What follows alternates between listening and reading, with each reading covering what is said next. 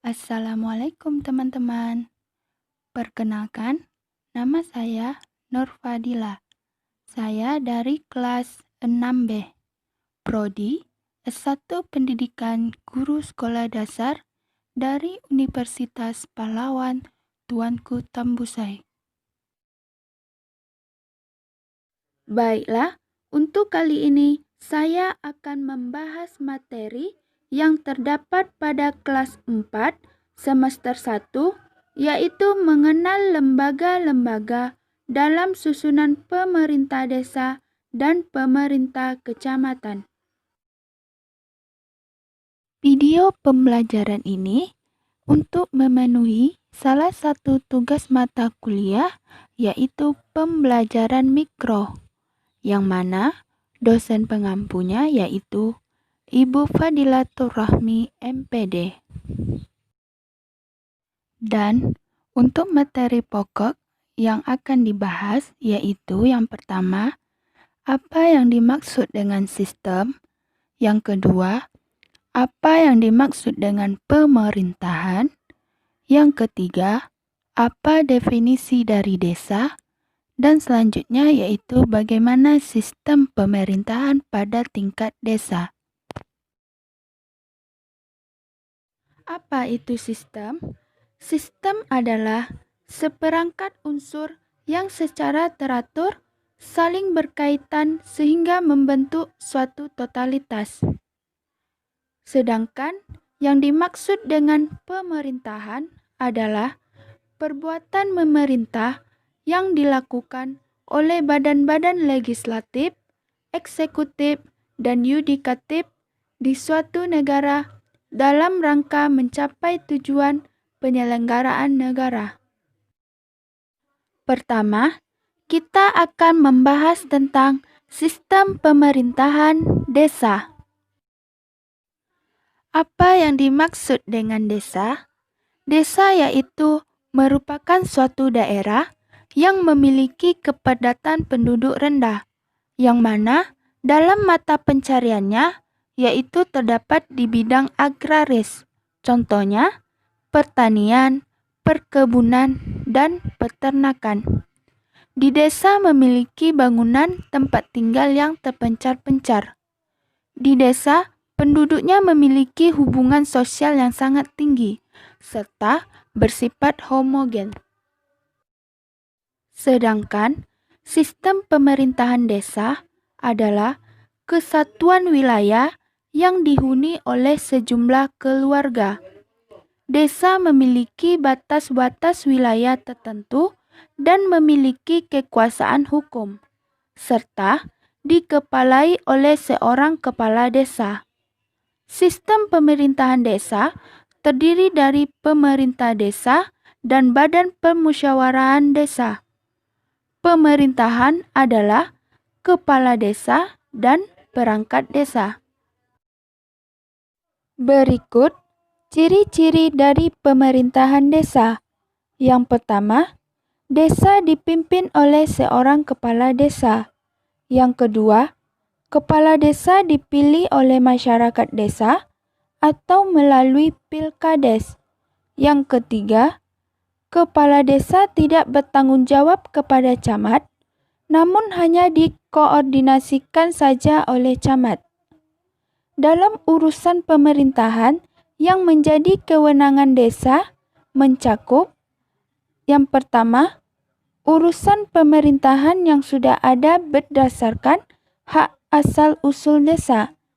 Yang selanjutnya, urusan pemerintahan menjadi kewenangan kabupaten atau kota yang diserahkan pengaturan kepala desa.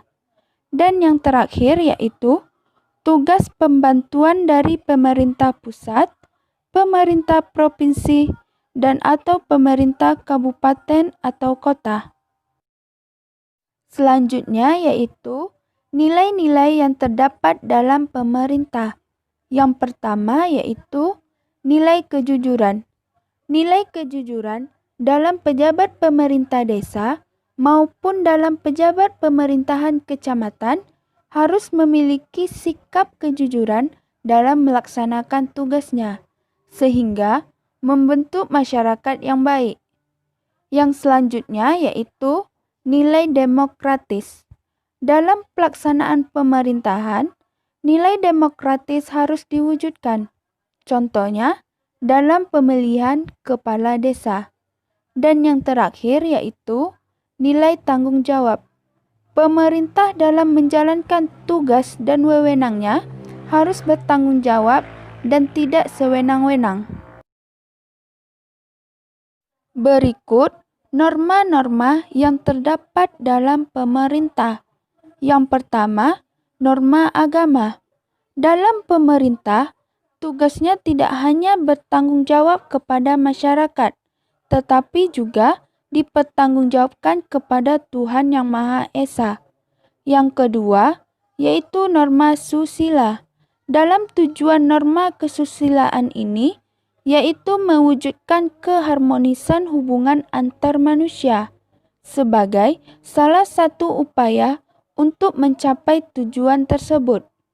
Sebagai pemerintahan desa maupun pemerintahan kecamatan harus memelihara ketentraman dan kedamaian di wilayahnya. Dan yang terakhir yaitu norma hukum.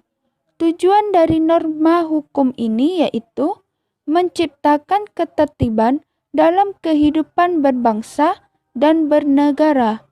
Untuk mencapai tujuan tersebut, maka pemerintahan desa maupun kecamatan harus turut membina ketertiban di wilayahnya.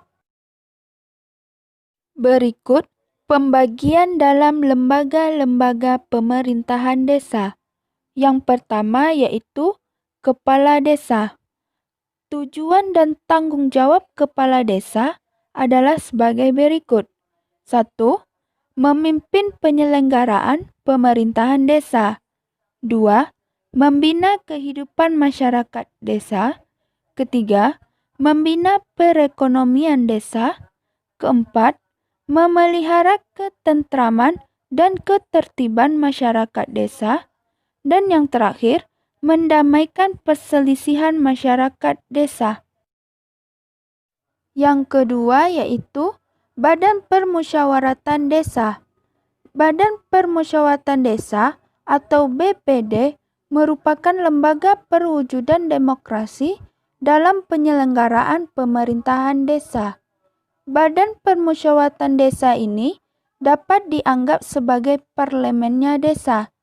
Selain lembaga pemerintahan desa di atas, penyelenggaraan pemerintahan desa juga didukung adanya beberapa lembaga lain, yaitu yang pertama, lembaga masyarakat. Lembaga masyarakat ditetapkan dengan peraturan desa yang salah satunya fungsi lembaga kemusyawaratan adalah sebagai penampung dan penyalur aspirasi masyarakat dalam pembangunan. Selanjutnya yaitu rukun warga atau RW. Rukun warga adalah pembagian wilayah di Indonesia di bawah dusun. Rukun warga ini tidak termasuk pembagian wilayah administrasi pemerintah. Sebuah rukun warga terdiri atas sejumlah rukun tetangga atau RT. Dan yang terakhir yaitu rukun tetangga atau RT. Rukun tetangga adalah pembagian wilayah di Indonesia di bawah rukun warga atau RW. Rukun tetangga bukanlah termasuk pembagian administrasi pemerintahan. Sejumlah rukun tetangga terdiri atas sejumlah rumah atau per kepala keluarga.